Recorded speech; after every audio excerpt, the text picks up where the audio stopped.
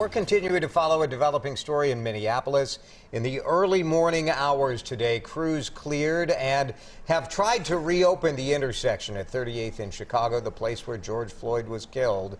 There has been much debate over what should happen to the intersection that's become known as George Floyd Square and whether that intersection and when it should be opened.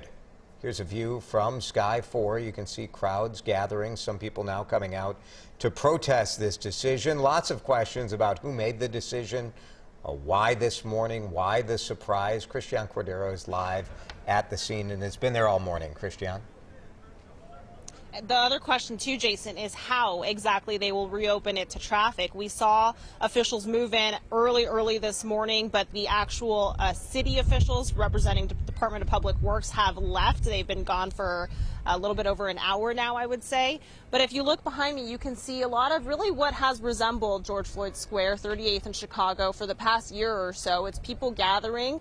At times throughout the past couple of hours, there have been confrontations because, remember, this is, as a reminder, a community and city partnership of sorts. Agape Movement is the community group, the nonprofit that was out here. I believe there are still some representatives who are out here, and they have been speaking with a lot of the folks here at the intersection who are very upset that the city moved in the way that they did at the time that they did and with no notice whatsoever. And so you have that side of the conversation happening while Department of Public Works early this morning was picking up certain parts of the barricades. Now, one thing they were picking up barricades and they were blocking it off a couple of blocks in each direction, and those are still blocked off right now, and it is a little bit of a combination of what seems very much like city official equipment and makeshift things as well that we have seen here at this intersection for the better part of a year now.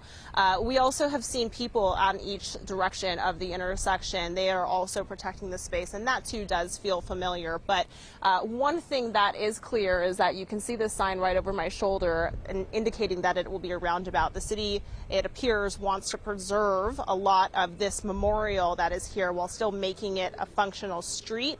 But we did speak with people outside, just outside of this intersection, who live here, who have been kind of dealing with a lot of the volatility that has come within the past year, and they too are conflicted. Here's what one woman had to say. You don't want to deal with gun violence, but to sit there and say that a closed off street is what's causing gun violence is absolutely ignorant at best. Now that this is gone, I don't want everything to go back to status quo, especially with, the anniversary over, the first trial over. Like, I don't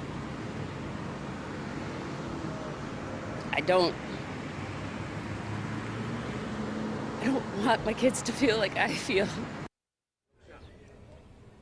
She has 3 young children, and she said that she doesn't know what the right answer is right now, but she does feel as though the community wasn't addressed, wasn't participating in this decision actively. She too was surprised when she saw people move in this morning. We haven't heard, and we expect later today to hear directly from city officials on whose idea this was and what exactly is happening here. One thing I will say, Jason and Heather, is a couple months ago, Chief Arredondo, in addressing the violence in South Minneapolis and in North Minneapolis, and specifically when talking about reopening this intersection, he said, when we say remember the names, and say their names, we should also say the name of Lanisha Columbus. She was the pregnant woman who was shot and killed just a block north of here. So that is so much of the energy that we're feeling from people who are emotionally attached to it, really on both sides. Yeah, you can clearly hear that also in Les's voice there. They will speak today, though, Christiane. I mean, certainly plenty of questions that still need to be asked this morning of the city, of Agape. For sure. Yeah, right. So we expect to hear from Agape, I believe, at 10:30, and then later this afternoon from city officials. It is sort of remarkable that this happened in the early morning hours, and still, even though we have reached out to the mayor's office, no one in political power in Minneapolis has come forward to say, yes, we authorized this. Yes, this was our plan. This is how it came together. No one has stepped forward. Yeah. No, in fact, I think one of the things that we have heard from a city spokesperson just, in the meantime, is that this is Agape leading the movement. But what we've heard from a lot of people who are upset with how the city has handled this, it's that you are just putting Agape as kind of the face to deal with it, when in fact we wanted this to be a true community movement, and that doesn't feel like that's really the case. Okay. Many people have been asking for it to be opened as well, so there's that. Lots of conflicting emotions going on this morning. Christiane, thank you.